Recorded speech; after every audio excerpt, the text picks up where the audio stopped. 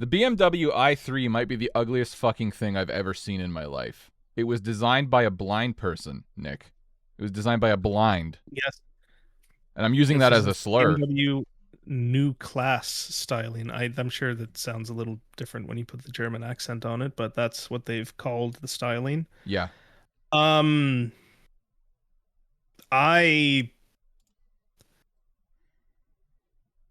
mean, we looked at the renders of what we thought it was going to be a couple weeks ago. It looks exactly like the renders. I don't like it. Exactly. Yeah. No, I hate it. I hate it. Yeah, no, I don't. If this is what the 3 and the 5 series are going down, no, that's going to be really bad. Better get your M3s now before the next generation comes along. I never thought I'd appreciate the G80s more than I do in this moment. Like, wow. Like, alarming. Yeah, like if this is what BMWs are going to look like, the G80s are beautiful in comparison, and they're not that good looking. Yeah, no, they're really, like, the steering wheel with the, I don't even, am I steering a ship? It looks like I'm steering a ship. The square steering wheel. With a top, like top and bottom, weird fuck off. I don't even know what's like. It's so strange. Also, like, why, like, that screen looks like I'm in Willy Wonka's chocolate factory. Like, why does it look like it's like, why is it like a fucking, what shape is that? Is it a parallelogram? It's not even, because it's got an, like, it would have been like a parallelogram. It's got like additional sides. It just looks insane, and not in a good way. It looks like they're like, draw a square and you were high. Like, what the hell? I'm not here for it. No, I'm so not. And oh, and hey, it's one of our favorites. No fucking, like, actual, that's a screen all the way down, right?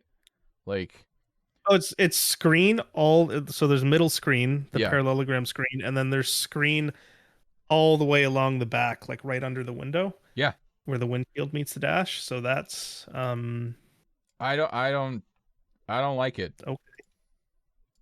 I don't know what to make of it. Yeah, no, I'm not a huge fan. Like, I don't really know what else to say about it other than it's just like, it looks like they just like took the bottom of the steering wheel and like copy and pasted and inverted it and said this is now the top of the steering wheel. No, that's exactly what they did. Yeah, they went, look what I did. I mean, like, the renders are ugly, right? Like, I'll send you some of the, like, renders. Like, they're ugly, but they're not as ugly. Like, if they'd produced what's in the render, I wouldn't have been as upset. But by golly, did they produce that's pretty bad. I'm not gonna say it's the ugliest car in the world, because it definitely isn't the ugliest, but it's ugly. I don't think it's, you know, like, I feel like they really could have cooked with that front end. Yeah. But then they just made the belt line of the car so high, so it just looks fat. Yeah. Well, it doesn't, like, where the FRS, like, for example, like the concept for the twins, right? It was beautiful, but it was like ambitious, but they simplified it to something that looked good, right? Yeah, I mean, they did the same thing for the Supra. Yeah. Like, let's be real, concept looked way better than what we got. Yeah, this feels like they pasted the front and the back, like, just the idea, just like a faint idea, and they made it flat, so it has none of that three-dimensional. Put it on a 3 Series body. Yeah. No, I mean, well, it really, and the back looks like that absolute abomination, like, 5 Series rear more than anything, right? So yeah, I don't even know, man. Like, I think you have to be brain dead to think that this is an attractive looking car. And what's even funnier is that I was looking at the BMW Instagram when they revealed this, and most of the comments naturally are, what is wrong with you? This is insanely ugly. But the few that are like, I like it, BMW would, like, do this, like, paragraph or something, like, we're so happy you like it, you can reserve your, it's like, okay, yeah, all right, buddy, just ignore all the other comments. Reserve. Yeah. Ooh, wow, that's a horrible shifter. Where is it? It's in the center. I'll send you a picture of it. Is it that glowing shit? No. Where is it? Oh, it's like in the chat. Buttons. Wait, but it's not. Yeah. Oh, it's like a nugget. Yeah, I think that's a scroll wheel on the top, right? Yeah, I do see a scroll wheel. I don't know for what. I don't know. I mean, oh, is that the volume? I think I see volume underneath that, or am I wrong? If that's the volume, I'm not. I'll give them that. I'm not mad at a scroll wheel for the volume. No, I'm not mad at that. But I mean, you kind of have to have a physical button when you look at the steering wheel. I hate this. Everything is in the dash. You've removed buttons except you fucking haven't. Now you're, or not dash, you're in the fucking center console, like in the screen. Oh my god, look at that. Ugh. I do still have some buttons on the steering wheel, but They're like all touch buttons though. Yeah. How's the door? Does the Like door look normal? they could have just not had the top spoke of the Yeah. steering wheel, and it still would have been fine. Yeah, it would have been respectable. I mean, like, why can't, like, I don't understand. There's this, I read this years ago when I used to read Road and Track when I was a teenager. And there was I forget what designer it was. And it was like, oh, I want to be a designer someday. Like, what advice do you have for young designers? Right. And there, all of it was, don't try so hard to break conventions and make shit that looks good, basically. And also, don't ever do hubless wheels.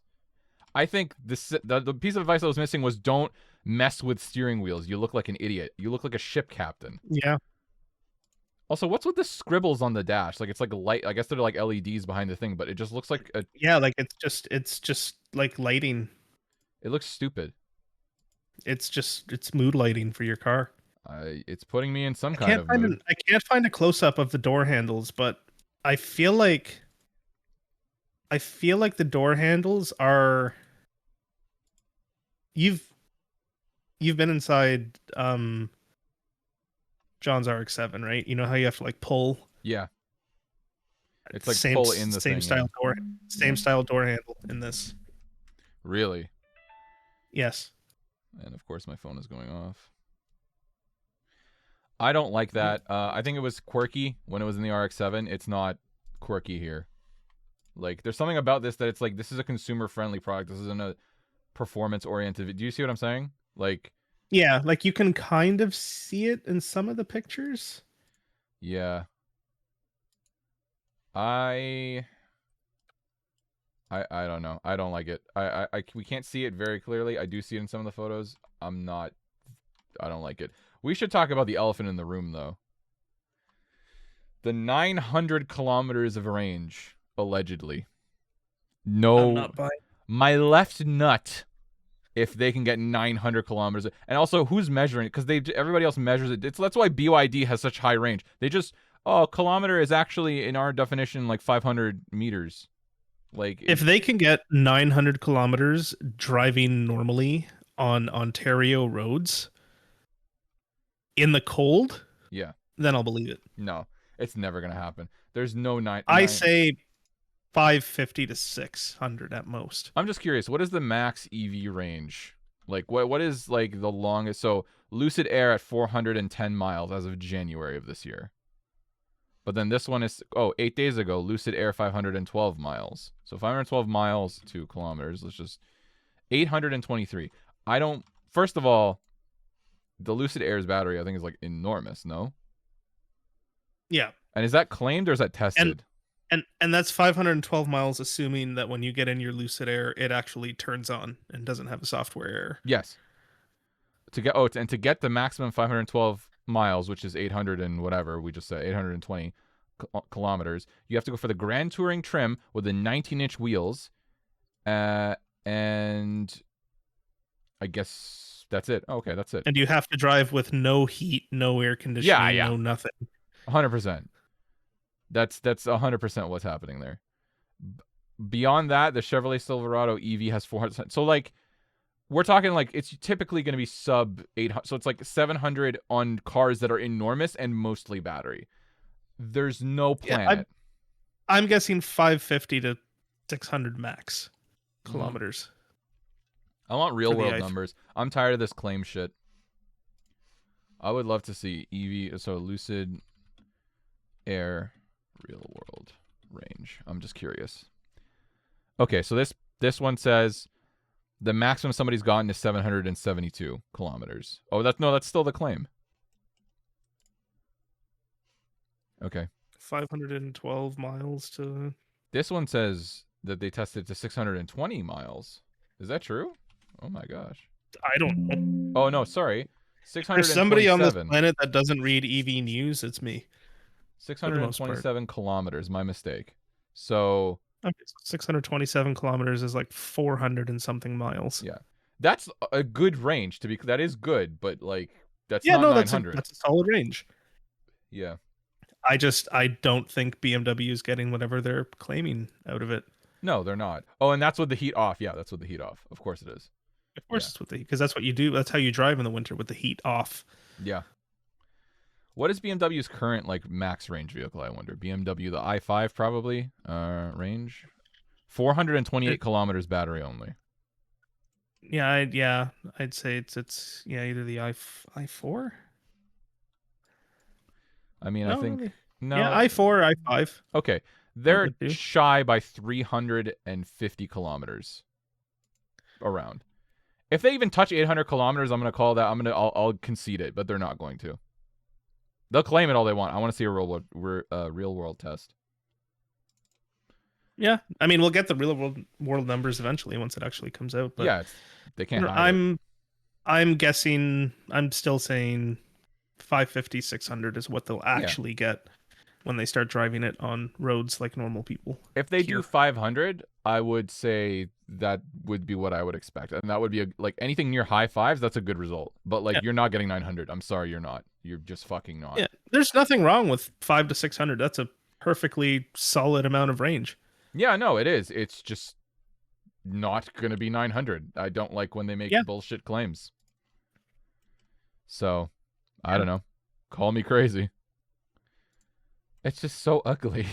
I just can't stop looking. Oh, I'm sure Mississauga and Vaughn are gonna eat it up. I just don't understand. I'm gonna love the i3. It's like so next level unappealing. The only people who are gonna want it are the ones who like just want the newest thing, like that kind of consumer. Because like I actually think the M340i is a good looking car. Yeah, no, the current Gen 3 series non-M cars, good looking cars. Yeah, this is like next level. Like also everything in it is white, and I understand that they'll be spec'd differently. I for one just hate a white interior. Like you're out of your mind. This is gonna be destroyed. There's only like a handful of cars that can pull off a white interior. I can't even. Countach, Testarossa. Yeah, cars that don't have wear, basically, that aren't gonna have that much wear. C4 Corvette. C4 Corvette's a good one. But I think they'll be destroyed in those. Like the Countach is gonna be driven 1,000 miles a year or something. Oh yeah, no, like it's just like those are the only ones I could think of where like I would accept a white interior. Yeah. Otherwise, you're just asking for it to be destroyed almost immediately. Yeah, exactly. I don't know. At least in those goes with the vibe of the car. Yeah, at least.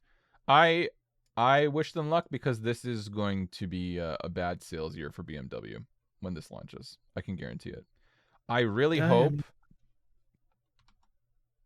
Sorry, I was gonna say I really hope that, like, when the actual 3 Series comes out, that they do something about this. I don't think they will, but no. I mean, yeah. I mean, best of luck to BMW. They've apparently been selling cars left, right, and center, and they're breaking their own sales record year after year. So yeah, and then they went, "Oh, watch me fuck that up." I'm sure we'll be wrong, but I can be wrong and still not like it. That's yeah, no, absolutely. I seriously think that this is not gonna play well. I think the back could get past some people. I think that the front isn't. And honestly, the side profile is so unbelievably ugly. It's the ugliest part. It's weird. See, I think the opposite. I think the front, like if you look at it head on, is the best looking part of the car. Okay, yeah. Every other angle I think is terrible. Like if I saw one in my rear view mirror and I could just see the front, I would probably be like, good looking car. Right. And then if it passed me, I would be like, oh. I think you're right. I think it's the 3/4. I just looked at it dead on. It's not that bad, but the 3/4 when you're seeing the actual because you can imagine what it should have been, and then the 3/4 is what it actually is, and you're like, oh, that's ugly. Yeah, like I look at the front end of it, and to me, it's like ooh, they're kind of thrown back to the old 2002. Mm-hmm. And then I see the rest of it, and it's like, oh, it's just a fucking boat with a nice front end. Yeah. I don't know. This is Anyway, we'll move on. I was gonna say Toyota, BMW's doing their thing. I'm very curious to see the sales numbers, but it's a good pivot because the Rivian R2 is like launched now, right? Like, or it's out for pre-order, if I'm not mistaken. It's out for pre-order. It hasn't launched yet. Um, Right. but I mean, I don't know. As far as EVs go, I'd like Rivian. If I ever had to or wanted to own an EV personally, it would probably be a Rivian for me. Yeah. I agree. And I think the R2 fits the sort of size of car that most people are going to buy. Like the Rivian R1 and R1T are kind of big. Yeah, they are. They're They're like, pretty big. full size SUVs. This is a more like mid-size crossover sized Mm-hmm. vehicle. So I think as an EV it'll do pretty well. Yep. I don't know what the mileage claims or anything are on it. Whatever the mileage claims are, they will probably fall a little short in real world testing, They but will. Yeah. yeah, I don't know. I'm not mad at it. I'm kind of here nor there about it. I think if I were gonna buy an EV, yeah, probably a Rivian. I agree. We're pretty negative on EVs. I think Rivian is the only company that I trust to do anything. I had like a really extensive conversation with one of their sales reps like last year at the auto show, and I will say his general actual passion. You know when people put on a fake smile and you can tell Yeah. that they're BSing you because they're trying to sell you a 3 Series or an i3. He very clearly was drinking the Kool-Aid actually, which already was a good sign. He's like, yeah, the owner does like we do like retreats, we go out into the world, like he very much cares about like the CEO or whatever is very involved, and I'm like, okay, I like that. I like hearing that. And actually sitting in the R2, you're right. It's the right size.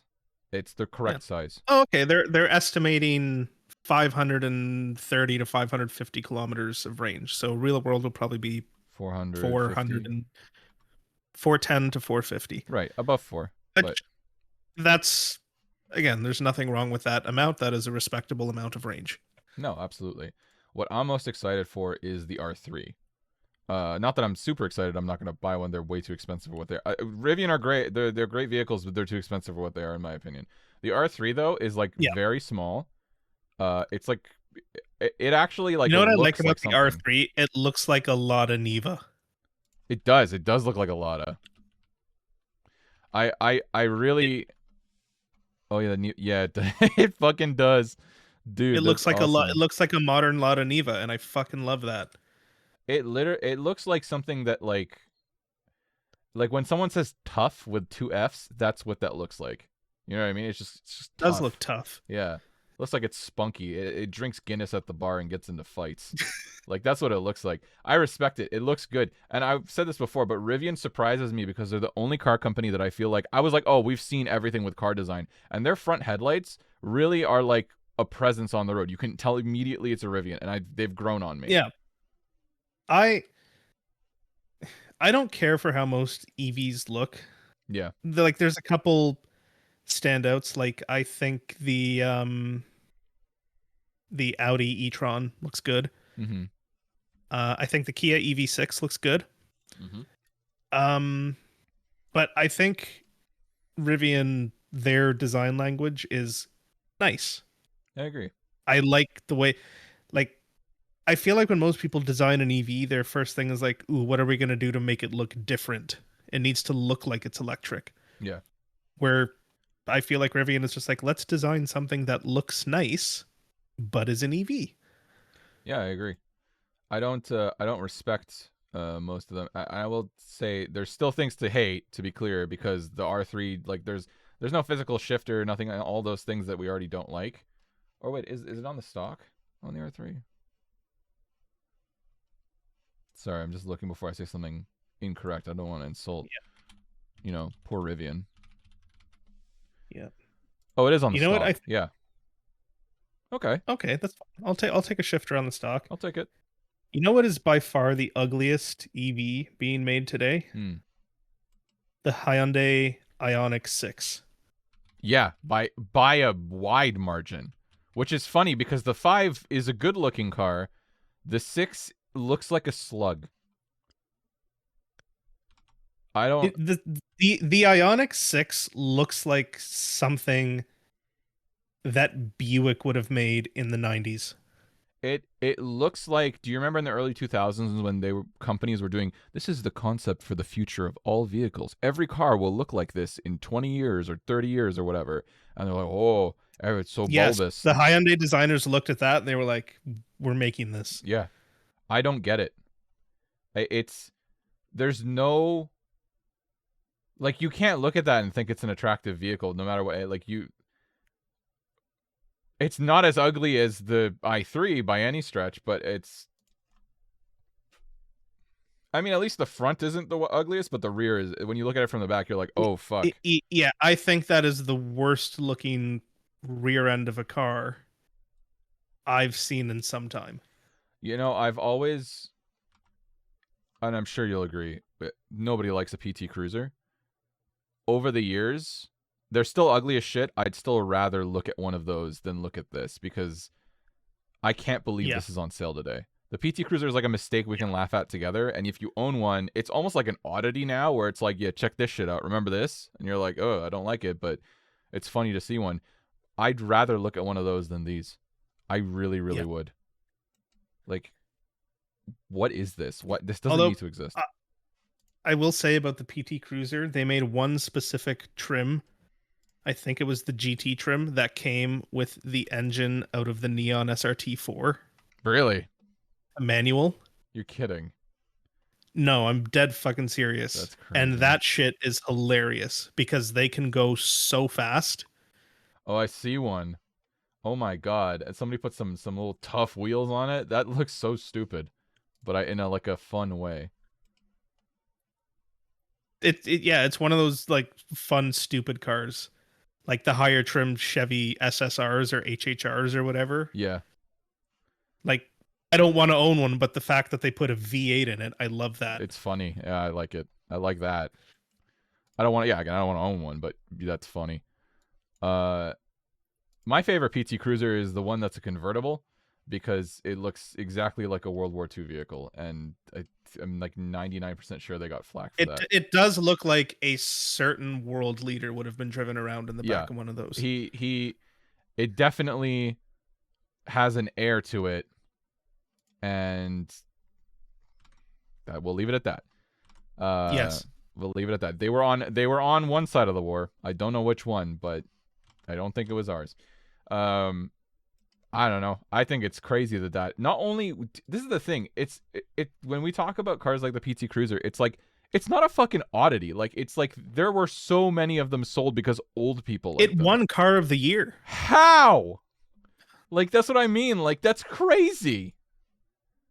Like when the PT Cruiser came out, people loved the PT Cruiser. That's the crazy part. And it was technically like when you went to register it, it was classified as a van. Yeah. Like it makes no sense whatsoever. Like I'm looking at like some of these pictures of like people have like lowered them and like given them like wide bodies and stuff. And I'm just like, They what came the with fuck? wide body from the factory. Like why would you No, yeah, I know. Why do you want to make it wider? It's already Just wide. going crazy with it. I mean, look at this one. It's just they put it on Bentley wheels. Like from that angle, I'm almost like, what the hell is that? Like it doesn't even look like the PT Cruisers of old. Like it's weird. And I'm sorry, a fucking PT Cruiser on Bentley wheels that's just it's hilarious. primo. It better be the GT. That would be great, So, right? Like so like silly. the reason why I like the PT Cruiser GT is because like when you think about what was out in the era, like imagine you're like in your Mustang GT, Yeah, and you lose to a PT Cruiser that's the fucked because up that's part. how fast they could go. That's hilarious. That is hilarious. That's the heartbreaker right there. Like, That's what I love about them. yeah, would not own one, but that's things where I'm starting to appreciate these things. I hope that we see a good Exactly. one in real life. I want to ride in one, like a GT someday. Never own one, but I would ride in one. That's a lot of respect. If you know me, I hate those cars with a passion. So like now I'm like, okay, they're starting to come around, but I'm starting to hate more and more new shit because this is funny. There's nothing funny about an i3. Yeah, the new shit isn't funny. No, it's just The new shit, pathetic. it doesn't have any whimsy. No, it doesn't at all. You know what has whimsy? The R3. You see those seats with the metal little cutouts for ventilation? No, that's Yeah, it whimsy does right have there. whimsy. Yeah. Or what's that Honda EV that we Oh, really like? That little the small one. E, the Honda E. Yeah, the E. That shit that has whimsy. That's fun. That is whimsical. I cannot wait to own one. I will own one. Like it will be happening. It will be green. I can't wait to put it on little like gold, like bronze or gold wheels or some shit. It's gonna be And sick. so it is written. Yeah, so it is. I'm making it. Oh, they made a blue one. Blue looks pretty good. Anyway, I'll take. They all like every color looks good. That's the thing. It's a beautiful car. It will happen. I can't wait. It will. When did those come out again? Was it like 2020? Oh, you still probably got a Yeah, while 2020. to go So 2020 to 2024. So you can get one in 8 years. in 2035, baby. You can probably buy it in 2034 to drive in 2035. I'm into it. That'll be the only EV I own. It'll be on like the fucking sickest little wheels. Oh, it's gonna be awesome. Anyway, enough glazing. 220-kilometer range, which means it probably gets like 150. Oh fuck. Anyway, so Rivian, you've got whimsy. Good work. We respect you. Can't wait to see the R3 come out. Respect for Rivian. Yes. Speaking of cars that we don't respect, though, well, I don't know. We'll transition to this. So, Canada has dropped the iron wall of Chinese EVs. The tax rate is down to, I think it was like 6% or something like that. Yeah. Down from 100%. So they are now probably profitable, and it is possible to get them here, or it will be possible to get them here very shortly. So Lotus, you want to tell me about this one? So Lotus might be the first one. So yeah, the first one that I found is Lotus is supposed to become the first Chinese EV brand to enter the Canadian market. So we're gonna start seeing the Lotus.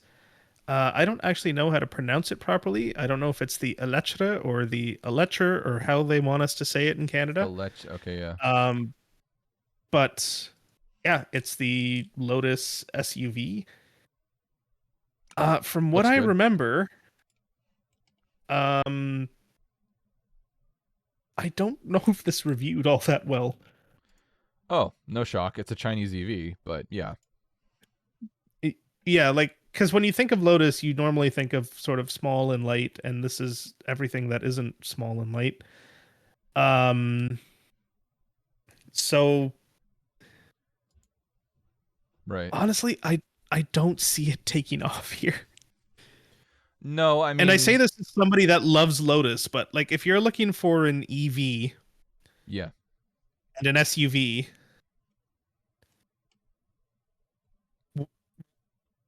what's gonna make you buy a Lotus? Like the only thing that would probably get people to do it is if it was insanely cheap, like way cheaper. It won't be.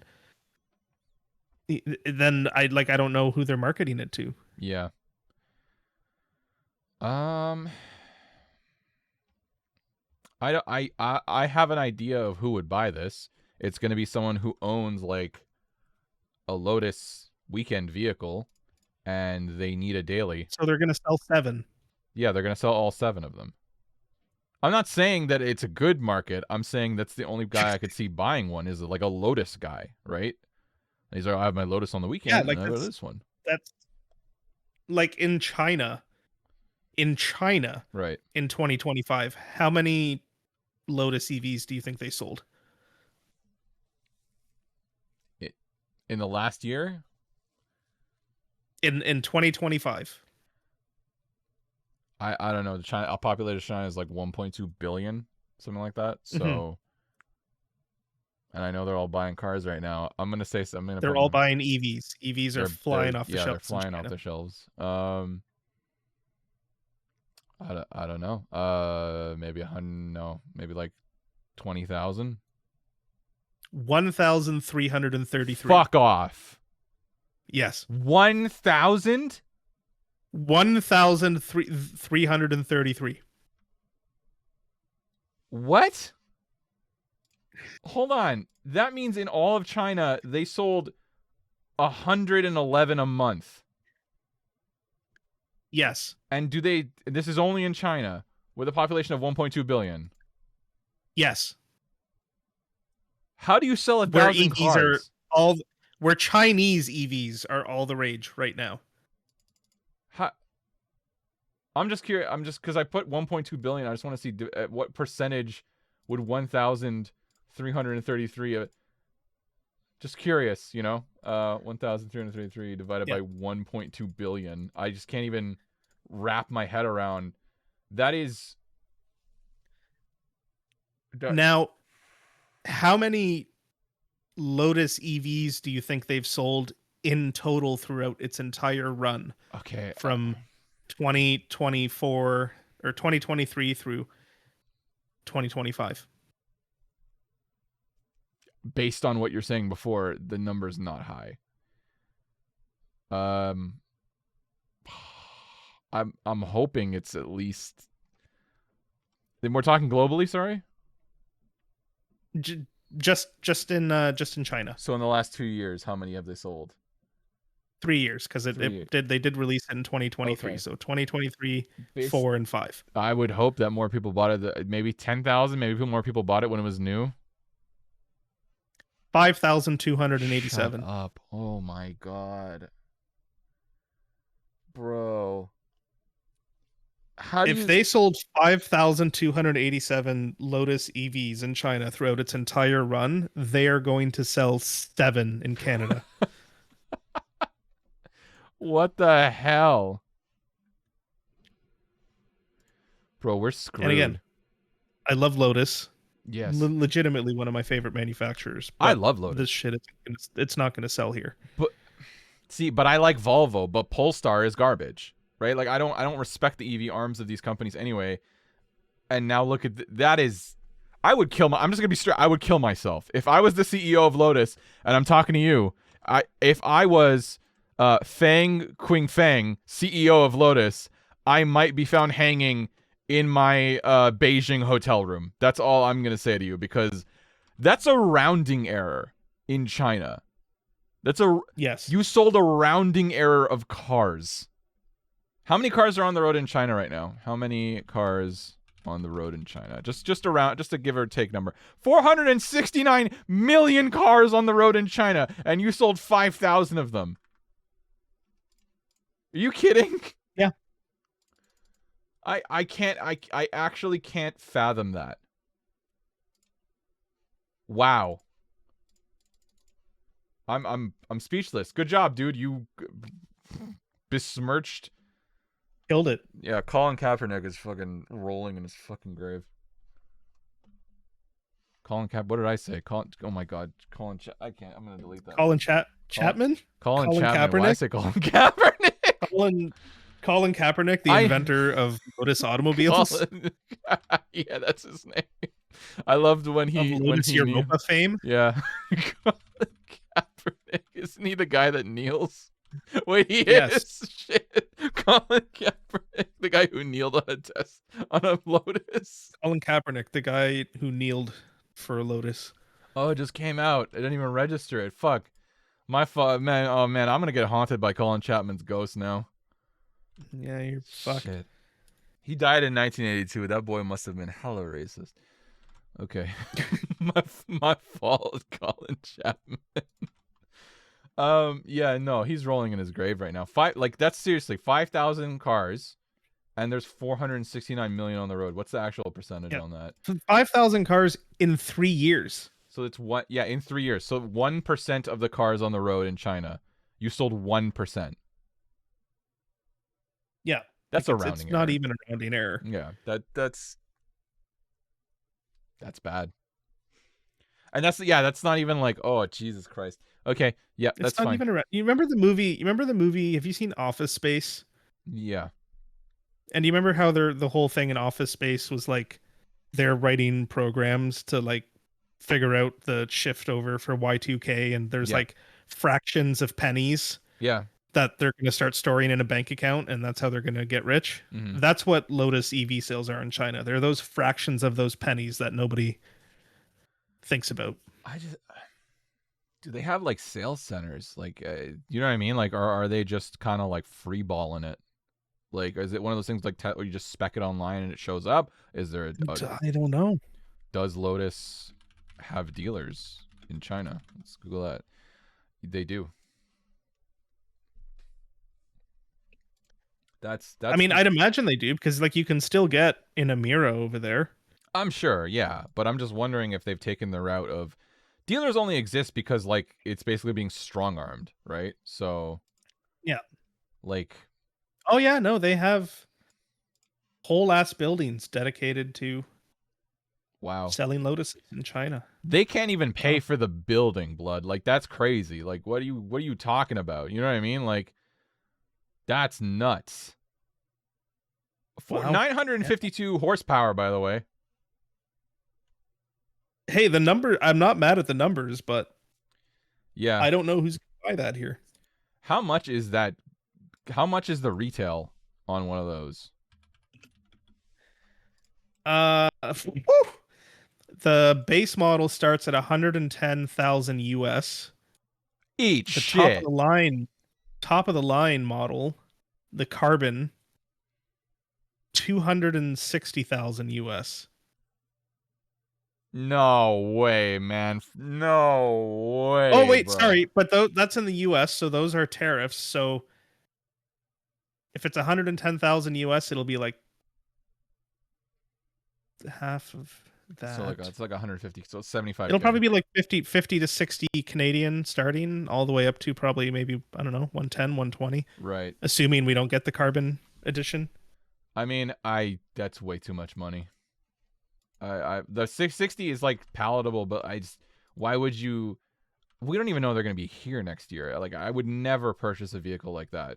Like, But like this is like you're buying a Lotus EV yes, in an area where there's not a large Lotus dealer network, and the dealer network that exists for Lotus is solely focused on their internal combustion cars. yeah. Even the dealers that exist are like typically like part of like FAF or like whatever. They're not really dealers. Like I know of two Lotus dealers Oakville and that where's the other one? sell them new. There's Peninsula Imports Mm-hmm. in Oakville and Gentry Lane in Toronto. There's also, I believe, one more in Oakville and in Grand Touring Automobiles, I think. Oh, that big dealer that just opened not too long ago. Yeah, and then so there's one of those in Toronto and one of those in Oakville. So there's like four. That's four. Okay, so there's 4 dealers in all of Ontario where you can go buy a Lotus. Yes. Would you like to buy one? When it breaks, they're gonna disconnect their phone number, bro. Like Yeah, I'm gonna buy one and move to Thunder Bay. you're gonna buy one and get stranded on the road 2 hours out of Thunder Bay. You're gonna get eaten by a bear. Bro, I can't. I can't. Person, never mind the bear. You're gonna get serial killed because your Lotus won't start. It's Oh no, my Lotus ran out of batteries. You're just gently rolling down a fucking hill and there's a guy with a knife walking next to you. Bro, I would never in a million years. Like I think I'll be straight with you. I think I would rather buy a Fisker Ocean than I would buy a Lotus EV because at least the Fisker Ocean will be deeply At least discounted. Fisker Ocean parts exist. Yes, the car exists. There aren't 5,000 of them I in the actually world. saw one a few weeks ago. I saw a few of them. I was like, wow, it's like, what a brave soul driving a Fisker. They must have gotten a huge discount. Yeah. They definitely got that car for 30K or something. Listen, if I was like I'm already like beyond, like, you know, you're a homeowner, like you kind of got things under control, and you could Yeah. get a car like that at a discount, like it's kind of worth the risk. It's like an 80K vehicle. Like 30 grand? Yeah, I'm in the fucking door, bro. Like, is it gonna break? Maybe. Fuck. I mean, I will be honest. The only reason I wouldn't buy it is because I don't need Henrik Fisker's fucking face popping up every time I start the vehicle to thank me for coming on his journey with him. Blood, you aren't on the journey at all. You're bankrupt for the second time. Isn't that crazy? Not only did he get bankrupted once, he was like, I could do that again. Run it back. And he did. And he did. Man of his word. It's man of his word. Very few of those people exist that There's- are true to their word like that anymore. I can't fathom that. Exactly. He was like, watch this. I couldn't imagine running back bankruptcy. Like that's He fucking hit us with another one and did it. Dude, I just, do you know what I mean? Like that, like I think he's one of the great designers. Don't get me wrong. I think he's fantastic. Yeah, but then he was like, "Hey, do you want to watch me make billions of dollars disappear?" And everyone was like, "Henrik, what do you mean?" And then before he could even respond, he was like, "Do you want to see me do it again?" Yeah. But that's the thing, is that the hubris on Henrik. And can I call you Henrik? I'm gonna call you Henrik, because to build a video of yourself when a person starts their car for the first time, be like, "Hello, I am like." What do you mean? First of all, nobody knows who the fuck you are other than people like us, right? So they're gonna be like, why is there a white man on my screen? Like, it's not. Could you imagine if Akio Toyota, every time you started the video, went, hello, like, you'd be like, who's this? Like, what? Even him, you'd be like, leave me alone, Akio. I'm good, right? Like, I got it. You don't need to sell anymore, but it's over. I mean, if they hit me with one of those like JDM toll chimes and then some Akio Toyota, when you started, if I can turn it off in the menu, I'm here for it. Yeah. I think Akio but no, Toyota's I don't want Henrik Fisker fucking popping up on my dash. Yeah, no, I don't either. The last person I want telling me I'm not going to be able to service my car in 2 years because the company doesn't exist anymore. Yeah, telling me that he's like, hello, I've bricked it, and then the screen shuts off. Like, it's what a piece of shit. Like, you didn't say the magic word. No. You must say Fisker for life, or the car shuts off. I think he makes beautiful cars. This is the thing. I think that the Fisker, the Karma, which then became just the Karma, whatever the fuck, when they sold that to a Chinese company. Yeah, then it became like the Rivero or something. Oh, Rivero Karma, that's what it is. Or Karma Rivero, whatever the fuck. That is one of the prettiest sedans ever made, hands down. Beautiful vehicle. The originals are shit. Fisker's, like, they look wonderful. They look great. They're amazing. Yeah. He bankrupted twice. Yeah. So, I mean, it's an achievement. Respect where respect is due, I guess. I don't know. But all this to say, we realize that EVs are like there's going to be more and more of them. Lotus, I don't really trust with an EV. And if I did, I would hope that other people buy one and then they have a service center for it, but they don't, right? So it's like, who's going to buy that? But to move on a little bit, because we're running low on time, we did want to talk about one thing, and it is very related to EVs. We're going to talk about people's gas station behavior. The gas habits. Gas habits, yeah. But how it also relates to, I think, EV charging is important. But let's start with, we will be completely fair. Let's start by ripping on people filling gas. Because that's my favorite gas filler behavior, as we were talking about before, is like if a station is 2 cents cheaper and it's just like packed, and then the station across the street is empty. Yeah, I like live this. Yeah, almost weekly. There are 2 stations near me. One is like a small independent family-owned station. One, very nice people. I fill up the vibe there all the time because they're generally like 5 to 7 cents cheaper than every station around them within a 1 kilometer radius, and they're like literally 2 minutes from where I live. But that station is like, sometimes, especially right now, because like, let's be honest, gas prices are high right now. There's some stuff going on. There's some fun in the Middle East. Yeah, there's some fun in the Middle East. Those of you who are around in the early 2000s will know exactly what's going on. They're pulling a Fisker. They're So doing it gas again. price, yeah, they're running it back. Run it back.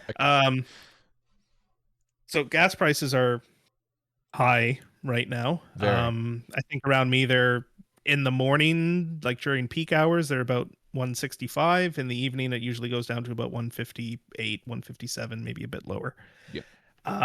For those of us that have cars that take premium, we're in like the $1.90 to $1.95. It's beautiful. Oh, Just great. last weekend, I saw $1.99. We're right there. We're gonna break $2 a liter this year. It's fellas. coming. It's coming.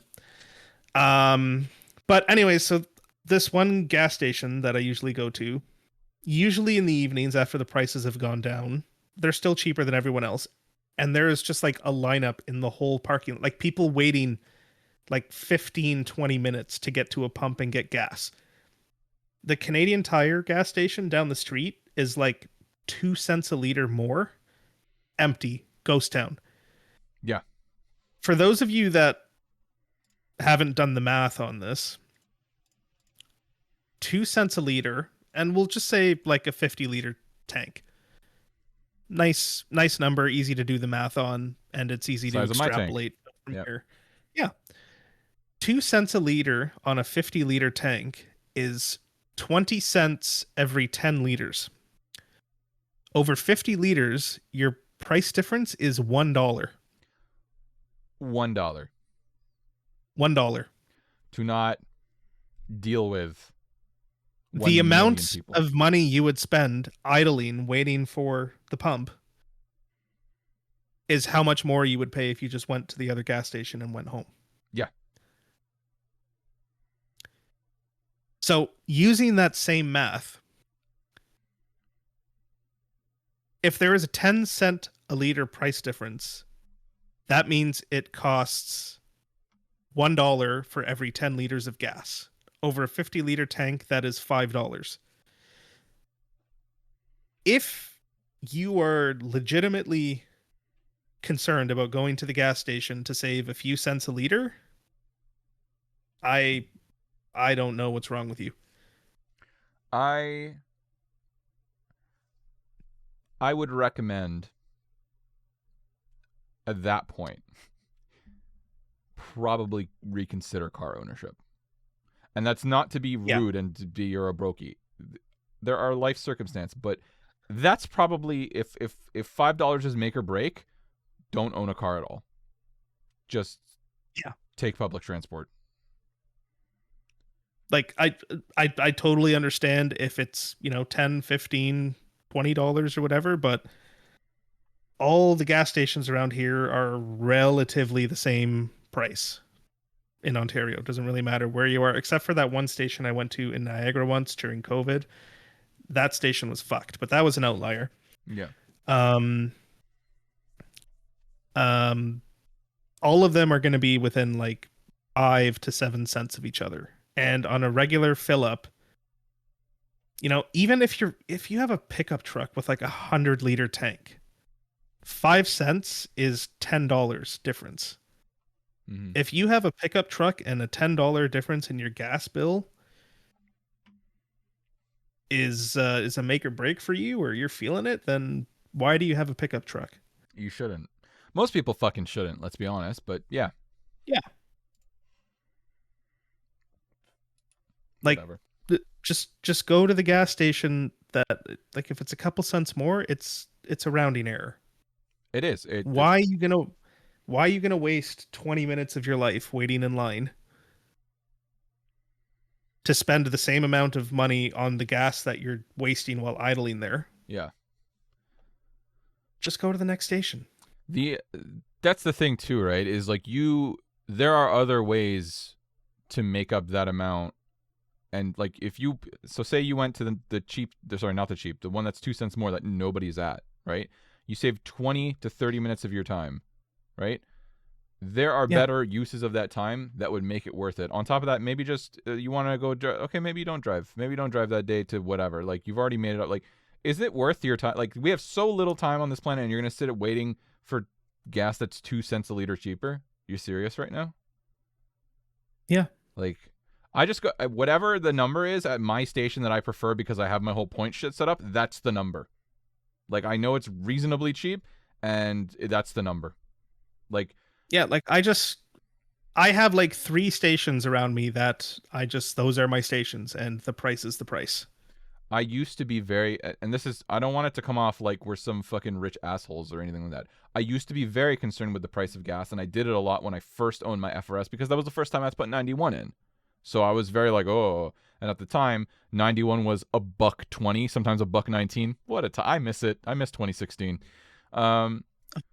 But I realized very quickly that the amount of time that I was spending, like, checking, like, I would, like, when I passed through Hamilton because I knew it was cheap, I'd check the station to see what the price was. Like, I was wasting my time. Like, at first you think it's worth it. It's not. It's really not. Yeah, like, unless you're already somewhere where you know you're going to get cheap gas and you happen to need to fill up, it's not worth it. Like, if you're in Caledonia and you need gas and you just happen to be on the reserve, yeah, go to a reserve gas Go station. crazy. It's going to be cheap. Yeah. But if you're like driving around your neighborhood because you need gas and you're looking for what station you're going to save 7 cents at, you just waste, like, there's better uses of your time. Your time is worth more than that. And the gas to go around to even check is going to make up that amount. Like, it's just, there's so much better. Yeah, like, you just, like, if you need gas, you need gas. Just go to the station that's most reasonable for you to get it. Like, why inconvenience yourself for a few cents? Let's talk about, and that's real advice, but let's talk about some of the crazies that we've seen at gas stations. Because I've seen some psychos, like some real fucking delusional crazies. Like, like the amount of people that I see fighting over who gets to go next at the pump. Like, whenever I see that and I drive through it, I'm like, no, I just keep driving. I'm just like, no, I'm not even gonna. Yeah, like, I don't fucking hate you. I feel like every gas station should only have, like, it should be directional. There's one way in and one way out. I agree. You go in this way, and then the lanes. It's like, you know when you're in the States and you go to like an In-N-Out drive-through and there's multiple lanes. Sure. And you just have to stay in your fucking lane. Mm-hmm. That's how the gas station should be. You go in, you pick your lane, it takes you to your pump. Yeah. Costco does it the best. Yeah, Costco does Canada it. right now. But that's how it should be. One way in, one way out. You pick your lane. Those are the pumps you get to use. I agree. But that's the thing. It's these stations, like Costco is an exception because they have so much space for their pumps. Whereas most of these stations, there's a finite amount of room. So you have people just jostling each other to get a gas that's 2 cents cheaper. I'd rather be dead. Like, yeah.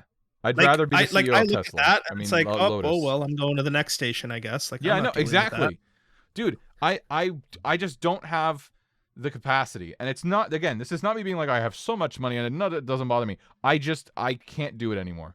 Like, if that's what bankrupts me, I was never meant to be here. That's it. I was never meant to be here. It's just, it's not worth the stress. I want to go home. I want to eat Cheetos. And I want to fall asleep. I don't want to be jostling 7 taxis. Yeah, like, I don't want to deal with fucking bullshit at work all day and then have to fight 3 people to fill up gas because they're coming in from the wrong way. Yeah. No, I'm not. My favorite is when they pull up to the pump and their fill nozzle, like, it's on the other side. So they're like trying to like hack. Like, Costco does it okay because their pumps are so long that they account for this because they're clever fucks. But the fucking people, like, normal gas stations don't have pumps that long, like the hoses that long to accommodate that. So you just have this guy, he tries it out and he's like, oh fuck, I can't do it, you know, and then he's like, I have to turn the car around, and then somebody tries to push their way in and now they're in a fight, and I'm sitting on the side like, you know what, I'm not gonna gas tonight, am I? Like, forget it. You're just like, I'm just going to the next one. I'm not doing this. Yeah, I'm not playing this game tonight. I will say, on gas station complaints, the gas station I'm referring to, it's new. It's like within the last 2 or 3 years that it was built. Very relative. Well, I haven't gone in the bathrooms or anything, but it's big, it's clean, right? No complaints. Yeah. Except for some reason, and I have no idea why, because it has like an A&W in it, and it's like clean, like clean. Is it a Petro? No, it's not a Petro. Okay, I was gonna say they opened a Petro near me that has an A&W in it. No, it's an Ultramar, so it's a Pioneer station, but whatever. Okay. Yeah. The fucking, when you walk in, It smells like rotten eggs, and I don't know That's why. crazy. It's completely, it's pristine, and it stinks. You know what, next time you come to where I live, Yeah. you need to see the gas station that's beside the Krispy Kreme. Okay. All You right. will you will take one look at this gas station and you'll be like, this does not fit here. Why? This doesn't make sense. It's horrible. Let's see if we can. Let me find the address on Google Maps for you, and I'll send it in our chat. I'm just gonna look up Krispy Kreme Hamilton and see what's next to it. Yeah, you can do that too. That works. Okay.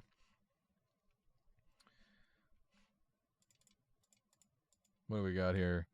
Eastside Mario's already good. Great start. That's not the one. No, I know it's not. It's just disgusting. I really can't stand Eastside Mario's. I have a strong vendetta. All right, I'm looking for this gas station. Parents love Eastside Mario's. What? Here it is. This is the address. Okay. I can't wait to see this. I'm very excited. excited. Just go like Street View and turn around and look at the gas station. Oh, okay.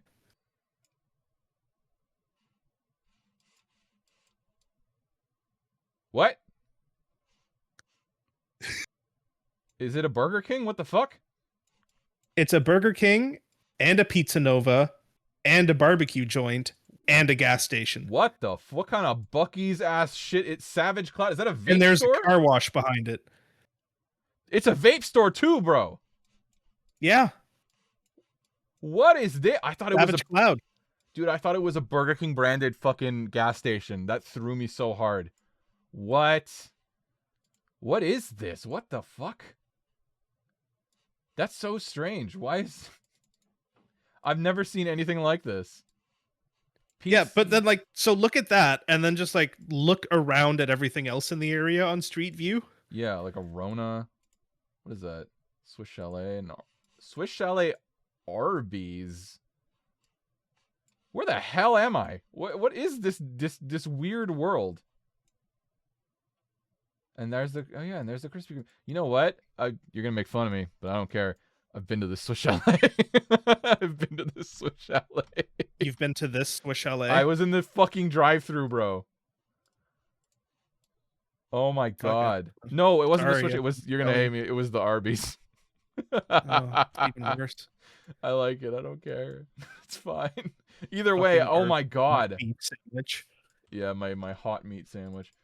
That is... when was this built? Last few years. So it must have been there. I just didn't fucking notice it. Was so busy. Look, you know what? There's a lot of stuff in between the drive. Maybe I just didn't see it. Because if I saw that, I would have been like, what is this? That's strange. All right, well... Like, you know, from time to time, I drive past it, and I'm like, I wonder what the barbecue in there is like. So what is the barbecue spot? It's called Texas Wild Barbecue. It's in the gas. You have to go in the gas station to get it. Weird. We should have a gas station meet at this gas station and get the barbecue. Because I'm curious. I'm really curious. Texas Wild Barbecue. Yeah. Wow. It can't be good, right? There's no way. I don't fucking know. Like, I'd imagine not. 4.6 out of 5. How good could barbecue from... But, like, Buc-ee's is good. That's true. So is this our Buc-ee's? I'm curious. Let's see the menu. It's like it's kind of brisket and mac and cheese for $10. Color me surprised. I thought it was gonna be expensive. It's a little on the price. Some of the things are pricey, but like a burger for $12.99, like a nice looking burger, like 2 patties. Like, I'm not complaining. Like, you can get whole ass barbecue platters. Dude, I feel like they got Jarritos. $5 for Jarritos, you can keep it. Okay. Hey man, we gotta go. They got some burnt ends. Oh shit, bro. Yeah, maybe we go have a look and report back, because that's a very crazy gas station. That's a very crazy gas station. We'll get a slice of pizza. We'll get a Whopper and some brisket, and see how it turns out. We get Krispy Kreme for dessert. And Krispy Kreme for dessert. Exactly. That's a fantastic area. We gotta go there. Okay, that's a good gas station, because I've been to gas station. You know what I hate? And I want to say this. as far as gas stations go, that what you just showed me, that's on the high end of gas stations. The low end of gas stations, bro, you ever seen those gas stations, especially on shit, what's that road that looks like a highway, but Nikola Tesla? That's just like, Yeah. it's literally like a guy and he's in a little hut, and like there's pumps, but like, so they have like snacks, air quote, but like not what you want. It's weird. They don't have like I'm like, oh, I just like a zero sugar monster. They don't have any. They only have like weird flavored sugared monsters. It's like they left, this is all the stuff we didn't sell. Put it in the shack. Like, it's the worst gas stations. Like, there's a Pioneer that I stopped at. There used to be one like that across from the station that I normally go to. It was in Esso, and they rebuilt it like 2 years ago. But before that, it was literally like a small shack and 2 pumps. I don't get it. That's very strange. I was driving up north some time ago in the FRS, and I stopped at a station that was that. It was like the old style, like they had just replaced them, but because I'd driven past it before, it was like the ones where they would have like back-to-back pump, and then they would just like, it would lift and it would make a ding sound when it was filling, like that kind of shit. And I like that. I respect that. Yeah, but then they replaced it with regular pumps. I was sad. But that sucks. It was just 2 pumps, and I'm like, well, I need gas, so I need gas. I guess we're here. Yeah. Yeah, no, it's fucking wild. You know what though? Yeah, go ahead. I was gonna say you've gone out there or you fill whenever you're out there. Yeah. The reserve gas stations are nicer than all the ones that we have. They're way fucking nicer. They're way fucking nice. It's not even close. It's not even. You know what? Close. Like every time I drive past the reserve gas stations, it reminds me of like the gas stations in the States. It does. It's 100% that. They're just nicer. It does. I fully agree with you. And I will say this too. They're all full serve, and they're not like not for nothing, because I don't like it when there was one in Hamilton that I went to years ago. It was full serve, and he insisted on taking my card and tapping it, and I went, fuck no, and I got out of the car and I went, because I was like, I don't want you doing that. At the reserve, they have a little thing, because it's all full serve, they just have a normal terminal that you can tap your card on. They just bring it to the car. They don't want to fucking tip. They don't want nothing. They just take your money and they're all right, on your way. And it's way cheaper. No, they're great. Like, I love the reserve stations. I love it. I know some people are like, oh, they put water in the gas. Like, no, they fucking don't, dude. They get the same fucking gas that everyone else gets. It comes from the same fucking refinery. They just don't pay a certain amount of taxes, and that's why. And if you have a native card, you get crazy deals. 0 taxes. One of my friends has a native card, and Bro. fuck, he's just amazing. Jealous of that motherfucker. Yeah, fucking bastard. I mean, the natives do it better. That's the reality, man. Like every time I go to like the beach or something with them, I always stop for gas on the way back. Dude, whew. Use a native card, get a good deal. Dude, you should not be worried about stuff like this is the thing. People are like, oh, some gas stations have better gas than others. Yeah, but not really. Like it's very like, I understand if you have like a car, especially if you want to get 94.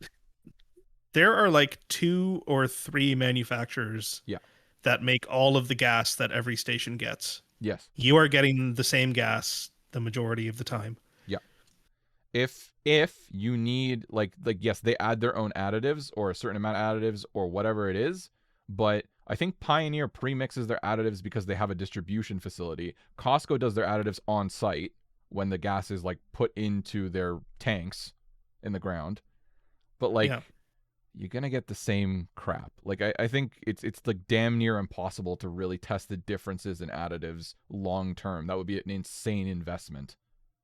Like for anybody to do, it's really like and realistically, like if your car takes premium from anywhere will be fine. Yeah, you know, like at the end of the day, like when we say, oh, I want a 90, like we're just being pedantic most of the time. Yeah. Oh, I'm not. Like if you want 94 for your car, I understand. It's you want to put the best in it. That's fine. But realistically speaking, if we were stuck in the middle of nowhere, or not stuck, but if we were just out like driving and you could only get 91, you wouldn't not put gas in your car. Yeah, I would just put the 91 in. Yeah. As long as you put the what is written on the inside of your gas cap, you are fine. Like you're fine. Yes. Like if your gas cap says premium, as long as you put in 91 to 94, you're fine. And for anybody who doubts, I will say this, when I own my FRS, because that says 93, preferred 91 minimum, put 91. 155,000 kilometers in, I had no major mechanical issues that weren't made by that dealership. So yeah, 91 is all I fine. put in mine was 91, and I think I sold mine at like $1.70. They, yeah, they will fail from other things before they fail because of the kind of fuel you put in your car. As long as it is 91, you're good. But speaking of, let's hit on this quickly and then we can end. Gas is expensive, like we were saying. We're fucked right now because of the run back in the Middle East. But electric car charging, the whole time that we've been hearing about electric cars, and I've been saying this for years and no one believes me, and now people are starting to come around. I know that you did, but like people are starting to come around to our way of thinking. If you charge your car, they'll say, oh, it's pennies on the dollar compared to getting gas. It's a few bucks if you charge it at home. Yeah, but not if you charge it out in the world. That is not true anymore, right? It's much more expensive than you think.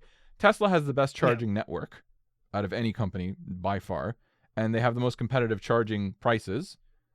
And what did we say the bare minimum was? It was like 32 cents if you're out in the middle of nowhere where you are. So I looked at a supercharger in Hamilton, and it was like 38 cents per kilowatt hour. Yeah. And then I looked at another one in Etobicoke, and it was 50 or 51. Mm-hmm. So if you're charging during peak hours, if you go during off-peak hours, which they show you on the site what peak and off-peak hours are. Off-peak hours are generally like 10 p.m. and later until 10 a.m. or 9 a.m. So realistically, if you're charging at peak hours and you have, I don't know, a 70 kilowatt hour battery in your car, I don't know what's the math on that. Let's assume you're in Hamilton, so 70 times 0.38. You know, like it's not a ton of money, but it's still. But $26 is not around the $5 they used to talk about. Yeah, like it's, if you can charge at home and you have your own, you know, like level 2 charger at home, sure, it's a few dollars because you can just do it overnight. But if you have to go to the mall or the grocery store or wherever to charge or use like a public charging network, it's still going to be, you know, 20 to, I mean, let's do it in. For 52 cents at 70 kilowatt hours, it was like $35 if you're in Etobicoke. Like that's still, like, again, is that better? Yes, but I think that the whole point is that those are also like, that's Tesla rates. They're higher if you're a non-Tesla vehicle charging at a third, like, charge point or whatever third-party charger. They're actually more expensive. I remember charging I delivered a Mazda. It was like an MX, shit, what the hell was that stupid thing? The Mazda EV. MX-30. I remember delivering one of those to St. Catharines or Welland, and total range 160 kilometers for starters is crazy. But I had to stop halfway to charge it. It cost $45 to charge that to 80%, and it only has how many kilowatt hours? Just to verify, 35 kilowatt hours. So it was about $1 per kilowatt hour, maybe slightly more. So that's public charging network. That's charge that point. Tesla. Exactly. That's charge point. It's literally what's called charge point. Yeah, that's crazy. And that's the thing. I don't want people to buy a Tesla. Obviously, I don't really enjoy the way they look, drive, exist. I don't really give a shit about the political leanings of the owner of or the CEO of the company. I just care that I think they're a blight on the automotive industry as a whole. Not that the automotive industry isn't shit, don't get me wrong, but I think that they're a different kind of shit, and I don't like that there's two levels of shit now. But if you don't own a Tesla and you own like an Audi e-tron, for example, or I don't know, a Porsche Taycan, whatever the fuck, or whatever, Taycan, right? So sorry. Or you own like a more reasonable, like a Kia EV6, and you're going to these charging points, like you're gonna kind of get fucking robbed. Like you're gonna get hosed. It's gonna be a very similar cost to, like, way too similar in my head to gasoline. And that's the part that starts to become an issue, is because there are a million gas stations. There are only so many public charge points. And of the ones that are there, you'll never know. Like the apps don't show if they're out of service all the time. Like sometimes they'll say, yeah, this is down. But I've gone up to one and it's been out of service. And on the app, it wasn't set to, it said it was open. There's a great video by... I mean, I feel like I remember seeing, it might have been a Matt Farah or a Smoking Tire video a while back where they were driving. Oh, you know what? No, it wasn't an EV. They were driving one of those hydrogen cars, Oh yeah, and they were the trying to fill Mirai. up in California, and like 80% of the pumps they went to were broken. But like non-Tesla EVs, not as bad, but still similar problems. Like a lot of times you'll pull up to the charger and shit don't work. Yep. Yep. I personally am of the headcanon that if you want to buy a Tesla, buy like a 2012 era Model S with the free charging for life and maintain the fuck out of that thing. And you can just charge forever on like the only good charging network. I mean, like as a I wish that Tesla would open up their. I mean, are they like? I'm 99% sure you cannot charge a non-Tesla.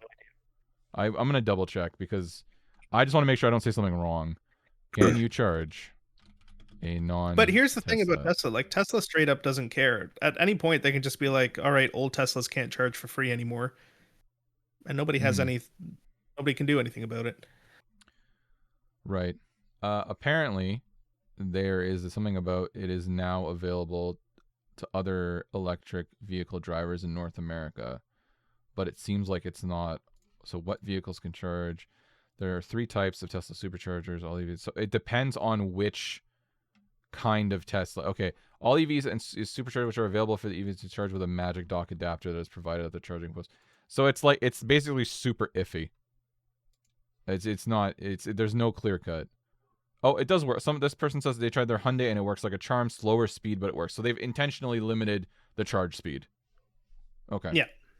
So it's a separate problem, but it's better than nothing, I guess. I still don't think that it makes sense as an only car, personally. To me, it doesn't make sense unless you have the level 2 charger at home. Yeah. Like if you don't have a house with one of those chargers or an apartment or condo with one of those chargers, then for the average person, it just isn't quite there yet. I don't think.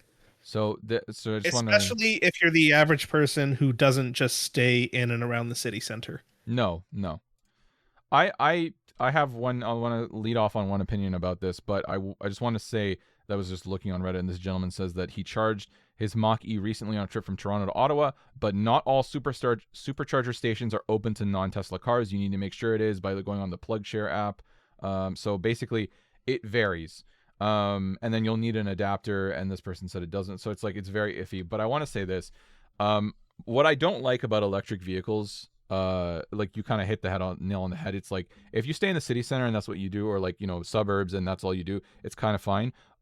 My favorite thing about cars, as to, you know, to quote Clarkson in that one Forza opening, it's like it's the essence of freedom.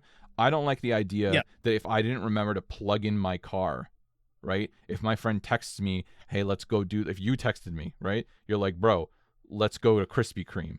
Now I'm putting my life on hold, right? Because of the speed at which I can, and it's gotten better, but I think it takes away some of that freedom by being tethered to this system. And I'll put my tinfoil hat on a little bit. I don't like that. Like newer cars, obviously even gas ones, remote shut off and stuff is coming through more and more. I don't like that you can completely take over. Like you could feasibly completely take over an EV remotely. Well, I mean, they've done it. It's been proven. Yeah. They've done it with internal combustion engine cars too, but yeah. They did it with Jeeps, I remember. Yeah, but it's also just, you know, it's like you could get, and I think this happened to like Porsche in Russia. They all got bricked because they shut down like the update servers. Yeah. So it just wouldn't start. Yeah, my live service fucking car. Never thought about it like that. Yeah. And what if they push a bad update? Yeah, that's Lucid. But I don't know. Like for me, I don't think I'd ever want to daily something past sort of the mid to late teens. I feel like that's where sort of like you get a nice interior, you get all the creature comforts, you can get CarPlay and Android Auto and all of that fun stuff. Yeah. But mechanically, cars, at least, you know, if you stuck with sort of your traditional, you know, not entry level, but you know, Corollas, Mazda 3s, Civics, etc. They're still fairly mechanically simple, and you can maintain them yourself for not a lot of money. Well, they've kind of peaked on like mechanical simplicity, but being efficient. Yeah. And now we're kind of coming out on the other side of that where things are getting a lot more technical now because everything's turbocharged or hybrid or EV, and it's like I don't really want to work on a hybrid. I don't want to be working on anywhere near those high voltage cables. Nope, I don't want to touch it. I mean, like, my hope.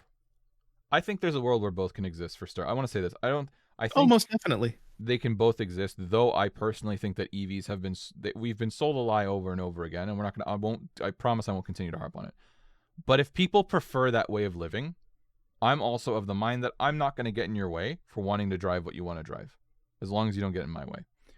With that said, I think watching Porsche lose like $26 billion of revenue because they focus so heavy on the EVs and nobody fucking wants that. Watching dealers reject like EV after EV, like actual dealerships will reject EVs from the manufacturers because they can't sell them. Honda I think they wrote down 1.6 billion in EV losses or something like that this year. I was reading a report at work, something like that. Like, it's not going well, is what I'm saying. And I think while there's probably a world where every manufacturer will continue to sell like one vehicle that's an EV, yeah, I think we're gonna see a regression. I really do. Like, if gas prices continue on the trajectory they are currently on and are going to be there for a while, I feel like people will start leaning into the EV side of things more, or at least the like plug-in hybrid side of things more. Which is fine. Like, again, like, I have nothing against that. I believe they can coexist. I just feel like for pure EVs, there's a lot of public infrastructure that needs to catch up before it's viable for the majority of people. Yeah, no, I completely agree. I think I'm also just of the mind that like it's what the last time that this happened, right? I don't remember what the reason, but there was like war in the Middle East, whatever the hell it was, and the gas prices skyrocketed. We were like over $2 for 91, right? People were it happened last time we had a really big spike was during COVID. It was weird because COVID had the time where sort of like Russia and the Middle East just fucking opened the taps and we're just like, fuck you, we're just gonna make as much oil as we can. Yeah. And that's when we got 98 cent a liter, 94, which I miss dearly. Mm-hmm. And then there was like early COVID when like all the supply chains got disrupted and the world shut down, and that's when the prices went up, where we got like $1.90 to $2 a liter premium. Yeah. I think during that time there were conversations around people who were like, I can't afford gas, I guess I better look into an EV, as if, bro, if you can't afford an extra like $20-$30 a week, you cannot afford an EV. Like, they are basically all like luxury car pricing, give or take. You know what I mean? Yeah, like it's one of those things where it's like, if you were looking at buying an EV anyways, then sure, I guess you can use gas prices to steer you further in that direction. But if you're like, oh no, I have to sell my RAV4 or my Mazda 3. Yeah, or my Honda Civic. That's already getting like 30 plus miles to the gallon. Yeah. To buy an EV, like, by the time you make up the price difference in gas savings, it's gonna be years. Oh yeah. I think people are just stupid.